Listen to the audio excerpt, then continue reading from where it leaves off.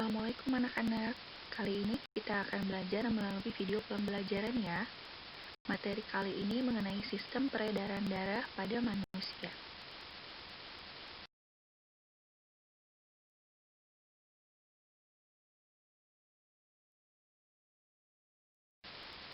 Tujuan pembelajaran. Yang pertama, siswa dapat menjelaskan macam organ dan jaringan penyusun sistem transportasi manusia. Yang kedua, siswa dapat menjelaskan macam organ dan jaringan penyusun sistem peredaran darah pada manusia. Yang ketiga, siswa dapat menjelaskan struktur dan fungsi darah. Yang keempat, siswa dapat mengidentifikasi golongan darah. Yang kelima, siswa dapat mengidentifikasi kelainan dan penyakit pada sistem peredaran darah. Nah, yang pertama ini organ sistem peredaran darah. Terdiri dari darah, yaitu cairan tubuh yang terdapat pada jantung dan pembuluh darah. Yang kedua, jantung atau heart merupakan salah satu organ vital dengan fungsi utama memompa darah ke seluruh tubuh. Yang ketiga, itu pembuluh darah sebagai saluran tempat darah mengalir melakukan fungsinya. Selanjutnya, fungsi darah. Fungsi darah itu yang pertama mengedarkan sari-sari makanan yang diserap dari usus halus ke sel-sel seluruh tubuh. Yang kedua, memelihara suhu tubuh. Yang ketiga, membantu mengangkut sisa metabolisme. Yang keempat, menentukan golongan darah. Dan yang kelima, melindungi tubuh dari patogen. Komposisi darah itu sendiri ada dua, sel-sel darah dan plasma darah. Sel-sel darah terdiri dari sel darah merah atau eritrosit, sel darah putih leukosit, dan keping-keping darah trombosit. Perbedaan ciri sel-sel darah. Yang pertama, eritrosit. Eritrosit ini inti selnya tidak ada. Sedangkan hemoglobinnya dia ada, jumlahnya 4-5 juta milimeter kubik. Bentuknya bikonkav, waktu hidupnya 120 hari, dan fungsinya untuk alat angkut oksigen. Leukosit, itu inti selnya dia punya, hemoglobinnya tidak punya, jumlahnya 6-9.000 milimeter kubik. Bentuknya bervariasi dan dapat berubah-ubah. Waktu hidupnya sekitar 100-300 hari.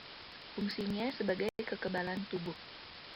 Trombosit, inti selnya tidak punya.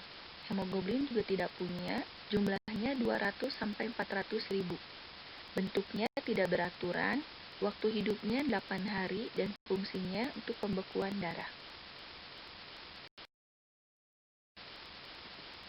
Selanjutnya, golongan darah. Golongan darah itu sendiri yaitu ilmu pengklasifikasian darah dari suatu kelompok berdasarkan ada atau tidaknya zat antigen warisan pada permukaan membran sel darah merah. Nah, dua jenis penggolongan darah yang paling penting itu penggolongan darah menurut ABO dan penggolongan menurut Rhesus. Penggolongan ABO itu sistem penggolongan darah ini ditemukan oleh Karl Lenster. Pada sistem ABO, golongan darahnya ditentukan oleh agglutinogen dan agglutinin. Sedangkan penggolongan Rhesus, itu sistem golongan darah Rhesus ditemukan oleh Lenster dan Wiener. Berdasarkan sistem ini, ada dua jenis Rhesus, yaitu Rhesus positif dan Rhesus negatif. Sedangkan jenis antigen sendiri, di dunia ini sebenarnya dikenal sekitar 46 jenis antigen, selain ABO dan RH. Hanya saja jarang dijumpai.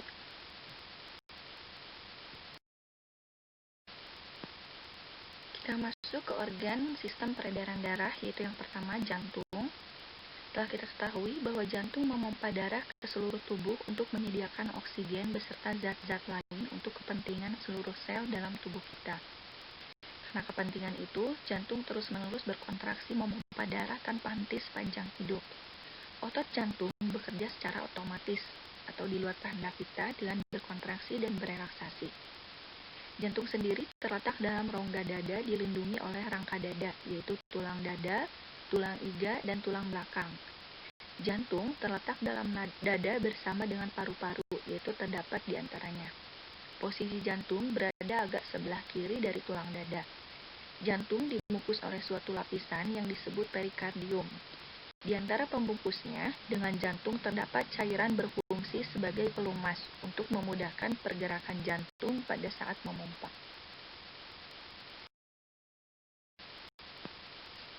Nah, ruangan jantung itu sendiri itu ada dua serambi atrium dan dua bilik atau ventrikel. Dua serambi atrium, yaitu jantung bagian kanan berhubungan dengan fungsi pertukaran gas oksigen dan karbon dioksida di paru-paru, di mana jantung kananlah yang memompa darah ke paru-paru. Sedangkan dua bilik atau ventrikel, itu jantung kiri berhubungan dengan fungsi peredaran darah ke seluruh tubuh karena jantung kiri yang memompa darah ke seluruh tubuh. Selanjutnya, cara kerja jantung. Pada saat berdenyut, setiap ruangan jantung mengendur dan terisi darah atau disebut diastol. Selanjutnya, jantung berkontraksi dan memompa darah keluar dari ruang jantung yang disebut sistol. Kedua serambi mengendur dan berkontraksi secara bersamaan, dan kedua bilik juga mengendur dan berkontraksi secara bersamaan. Darah yang kehabisan oksigen dan mengandung banyak karbon dioksida atau darah kotor dari seluruh tubuh mengalir melalui dua vena terbesar atau vena cava menuju ke dalam serambi kanan. Setelah atrium kanan terisi darah, dia akan mendorong darah ke dalam bilik kanan. Nah, dari dalam bilik kanan ini akan dipompa melalui katup pulmoner ke dalam arteri pulmonalis. Menuju ke paru-paru, darah akan mengalir melalui pembuluh yang sangat kecil atau kapiler yang mengelilingi kantung udara di paru-paru, menyerap oksigen dan melepaskan karbon dioksida yang selanjutnya dihembuskan. Darah yang kaya akan oksigen ini atau darah bersih mengalir di dalam vena pulmonalis menuju ke serambi kiri. Peredaran darah di antara bagian kanan jantung, paru-paru, dan atrium kiri disebut sirkulasi pulmoner. Darah dalam serambi kiri akan didorong menuju bilik kiri, yang selanjutnya akan memompa darah bersih ini melewati katup aorta masuk ke dalam aorta atau arteri terbesar dalam tubuh. Darah kaya oksigen ini disediakan untuk seluruh tubuh kecuali paru-paru. Macam peredaran darah. Peredaran darah itu ada peredaran darah besar dan peredaran darah kecil.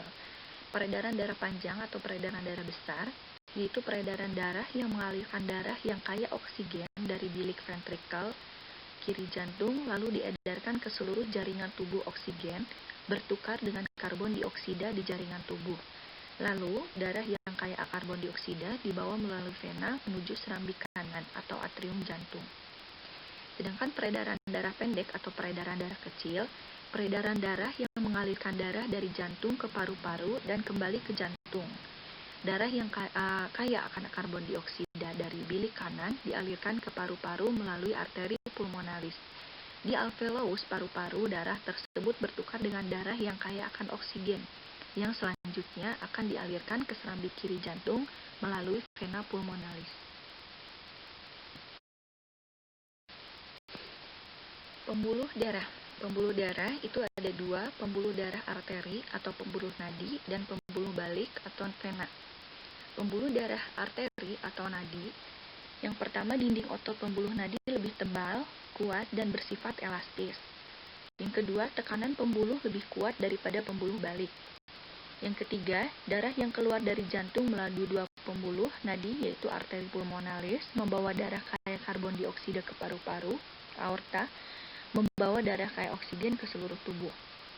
Sedangkan pembuluh balik atau vena, di sepanjang pembuluh terdapat banyak katup yang menyebabkan darah mengalir ke satu arah secara garis besar dibagi dua, yaitu vena pulmonalis membawa darah kaya oksigen kembali ke serambi kiri jantung. Yang kedua, vena cava membawa darah kaya CO2 dari tubuh menuju serambi kanan jantung, yang terdiri dari satu vena cava, superior dan inferior. Superior itu dari tubuh bagian atas, sedangkan inferior dari tubuh bagian bawah. Selanjutnya, kelainan pada sistem peredaran darah. Itu yang pertama, aterosklerosis, yaitu penimbunan lemak pada dinding pembuluh darah. Yang kedua, arteriosklerosis, penimbunan zat kapur pada dinding pembuluh darah. Yang ketiga, varises atau pelebaran pembuluh darah vena. Yang keempat, stroke atau pendarahan akibat pecahnya pembuluh darah kapiler. Selanjutnya hipertensi atau tekanan darah tinggi, dan yang terakhir hipotensi, yaitu tekanan darah rendah.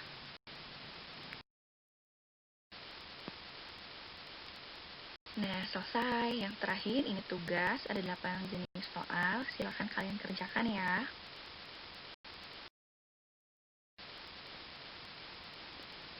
Terima kasih, tetap sehat, semangat belajar, dan jangan lupa kerjakan tugas yang udah dikasih ya. Wassalamualaikum warahmatullahi wabarakatuh.